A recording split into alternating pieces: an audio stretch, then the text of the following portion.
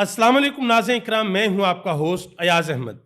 नाज़रीन इकराम, अभी 3 घंटे भी नहीं गुजरे और हिंदुस्तान दोबारा अपनी औकात के ऊपर आ गया है। पाकिस्तान के ऊपर दोबारा हमले शुरू कर दिए हैं। हालांकि अमेरिका ने पाकिस्तान और हिंदुस्तान के दरमियान सीज फायर करवा दिया था। पाकिस्तान ने वाज़िया तौर पर दुनिया को यह पैगाम दिया था कि हम हिंदुस्तान की बदमाशी निकाल देंगे, और सिर्फ 2 घंटे लगे, पाकिस्तान ने हिंदुस्तान की बदमाशी निकाल के बाहर रख दी। पिछले 2 हफ्तों से हिंदुस्तान हट दर्मी कर रहा था और खसूसी तौर पर पिछले 3 दिनों से पाकिस्तान की सिविलियन आबादी को निशाना बना रहा था, हमारी एयर बेसिस को निशाना बना रहा था, और पाकिस्तान ने वाज़िया तौर पर ऐलान किया कि अब हम जवाब देने के लिए जा रहे हैं।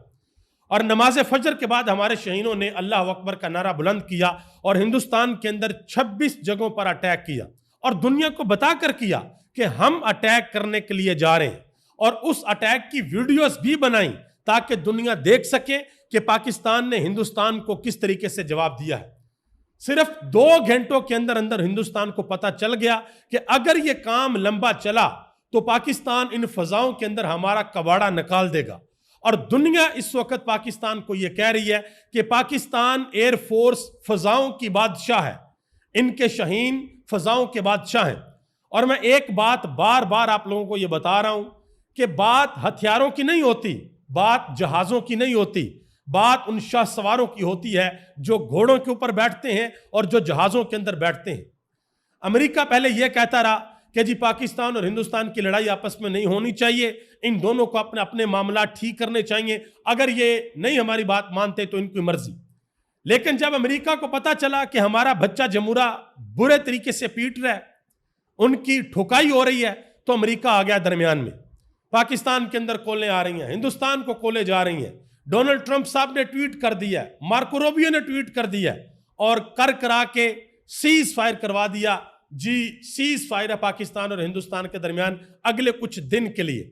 लेकिन हिंदुस्तान हमेशा हट दर्मी के ऊपर रहता है। उन्होंने कुछ घंटे भी नहीं निकाले और दोबारा पाकिस्तान के ऊपर हमले शुरू कर दिए।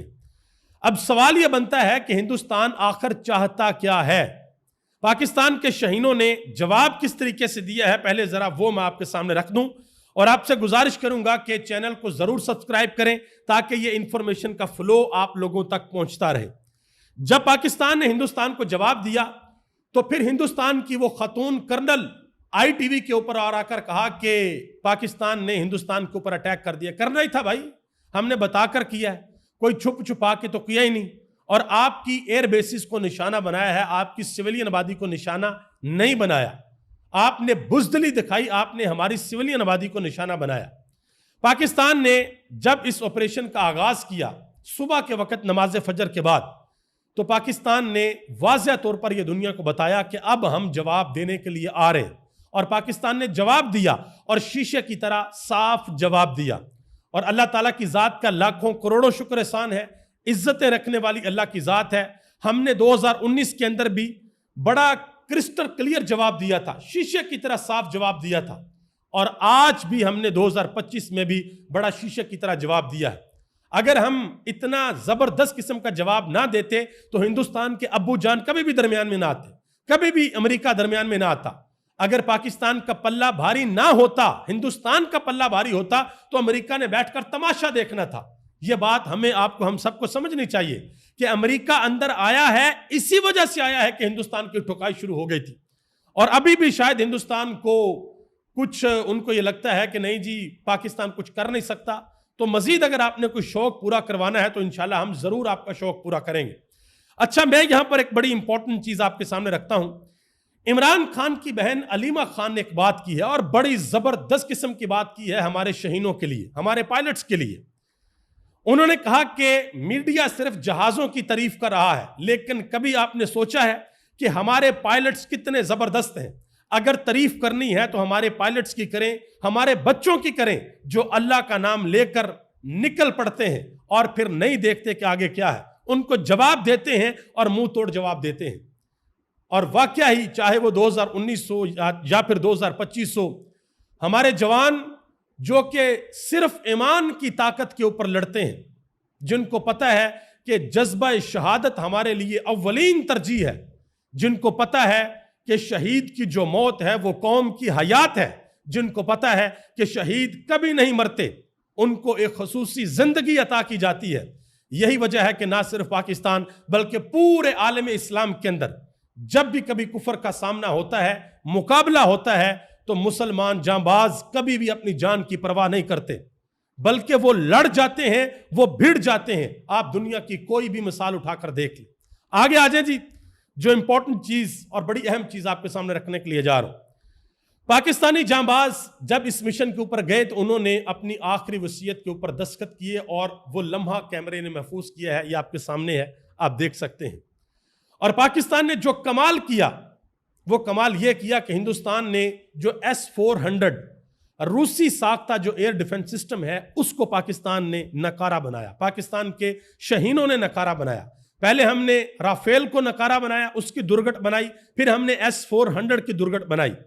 تو اب روس بھی پریشان ہے کہ بھائی ہمارے ہتھیار بھی انڈیا نہیں چلا پا رہا، فرانس بھی پریشان ہے بھائی ہمارے جٹ بھی انڈیا نہیں چلا پا رہا. بات وہی ہے جو میں نے پہلے آپ کو کہی تھی کہ ہتھیاروں کی بات نہیں ہوتی، بات شاہ سواروں کی ہوتی ہے کہ جو لوگ ان کو چلاتے ہیں وہ کس طریقے سے چلاتے ہیں. ورنہ آج تک رافیل کو کسی نے نہیں گرایا، لیکن پاکستان نے ان کو مار گرایا ہے. اس وقت نہ صرف پاکستان اور ہندوستان بلکہ پوری دنیا کے سوشل میڈیا کے اوپر اس لڑائی کو ڈسکس کیا جا رہا ہے. میں ایک چیز آپ کے سامنے رکھتا ہوں. یہ چائنا کے سوشل میڈیا پر ایک صارف نے لکھا، انہوں نے لکھا کہ فرنٹ پر ہندوستان کے اوپر حملے ہو رہے ہیں جبکہ پشت پر جو مجمع ہے وہ انجوائے کر رہا ہے. پاکستان نے جب حملہ کیا تو پاکستان کی عوام اپنی فورسز کے ساتھ کھڑی تھی، پاکستان کے جوان اپنی فورسز کے ساتھ کھڑے تھے، اور آپ یوں کہہ لیجئے کہ اپنی نگرانی میں ہندوستان کے اوپر حملے کروا رہے تھے کہ ٹھوکو ان کو، ہم نے ان کو جواب دینا ہے. انہوں نے ہمارے ساتھ 2 نمبری کی ہے. مشاہد حسین سید نے بڑی اہم بات کی جس وقت پاکستان نے ہندوستان کے اوپر حملہ کر دیا. انہوں نے کہا کہ اب جو امریکہ اور لندن والے سو رہے تھے کہ کوئی بات نہیں ہندوستان کو کچھ نہ کچھ کرنے دو، دیکھ لیں گے کیا ہوتا ہے. انہوں نے کہا کہ جب پاکستان نے ہندوستان کو ٹھوک کر جواب دیا ہے تو اب واضح پیغام چلا گیا ہے کہ پاکستان بھی ہمت اور جرأت رکھتا ہے. اب امریکہ اور لندن سے کالیں آنا شروع ہو جائیں گی، اور وہی بات ہوئی کہ امریکہ اور لندن سے کالیں آنا شروع ہو گئی. اور بھارت کے اندر بھی بیٹھ کر یہ کہہ دیا گیا کہ بھائی پاکستان کی جو فوجی ڈیولپمنٹ ہے وہ بڑھتی جا رہی ہے اور بھارت مزید کشیدگی نہیں چاہتا اور پاکستان کشیدگی کو کم کرے. CNN کے اوپر واضح طور پر بیٹھ کر ایک صحافی نے دعویٰ کیا، انہوں نے کہا جی پاکستان کے تابڑ توڑ حملوں کے بعد بھارت نے امریکہ، سعودی عرب اور ترکی سے درخواست کی ہے کہ وہ سیز فائر کروائیں.